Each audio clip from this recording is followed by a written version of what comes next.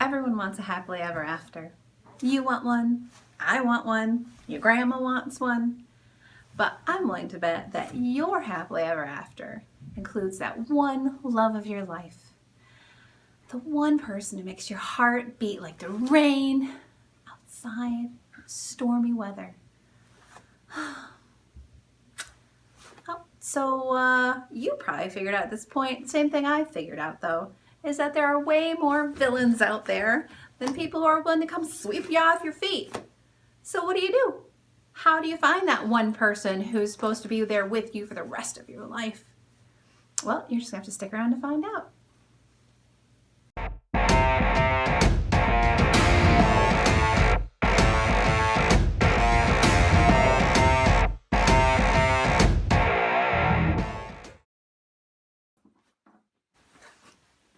Hey badasses, today I'm going to need you to be daring.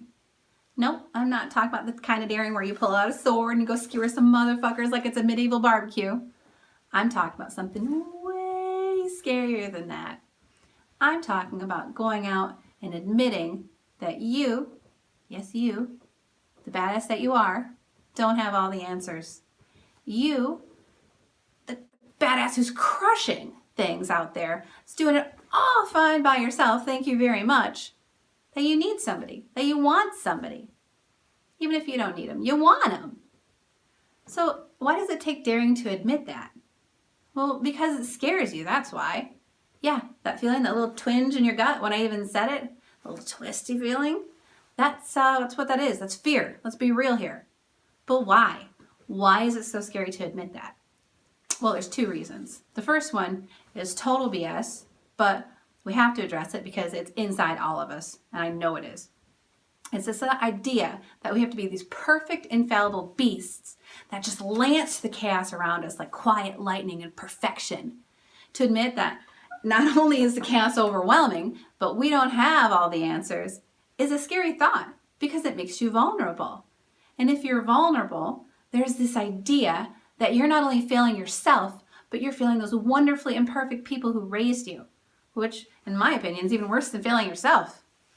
So the reason, too, is you've been hurt. Let's be real. If you are over the age of 16, chances are you've been burned by love. You've given someone your heart on a silver platter, only have them take that, fillet it, and deep fry it, and throw it away. It's never going to be the same again. And that's just not an overly emotional-filled idea. It will never be the same. You won't ever be the same again. But that doesn't and shouldn't mean that it's the end of things, that you're just done with this happily ever after stuff. You don't need anybody else. You can push forward anyway. Finding a way to make peace and love the new you, that's what you should be doing. You need to love this new person. It's going to be different, and different is scary, but it's okay. You can still be happy. I promise you. Being new isn't bad. It just means you've learned. And learning, as we all know, is good. That's why we send our kids to school, isn't it? But there are things you aren't learning. You aren't learning that everybody out there is one of those villains that we talked about. That's completely inaccurate.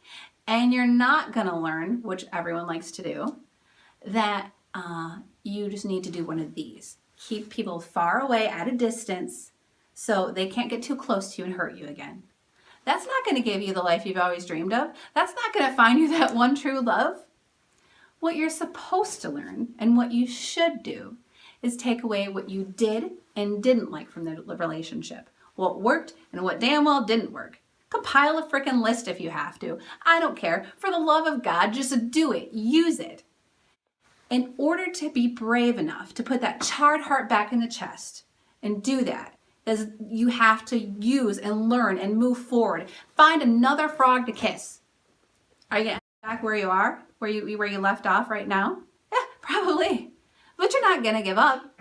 Badasses never give up. You're gonna kiss as many of those damn frogs, those green bastards, until one of them finally shocks the shit out of you and turns into a prince. And it will shock you. It will. Then you can have your happily ever after. You can have it though, only after you've been a daring badass. But just because you found him, or let's be real, her, doesn't mean you're going to stop being a badass. No, you're not going to stop. You'll find out that you really like not being locked away in a tower of your own self-doubt and insecurities. You really like this new person.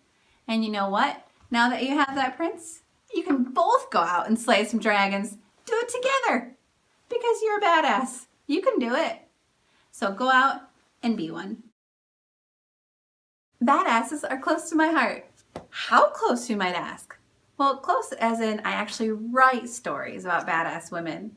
They just happen to be fairies and werewolves and vampires and phoenixes and you name it. It's all part of the world that I write called The Strange and Weird, aka The Saw. In the description below, I'll drop a different review for every video and of course links to the books so you can check them out if you want to. And if you've already checked them out, thank you. And I'd love to know what you think. So I just kind of wanted a little bit of disclaimer.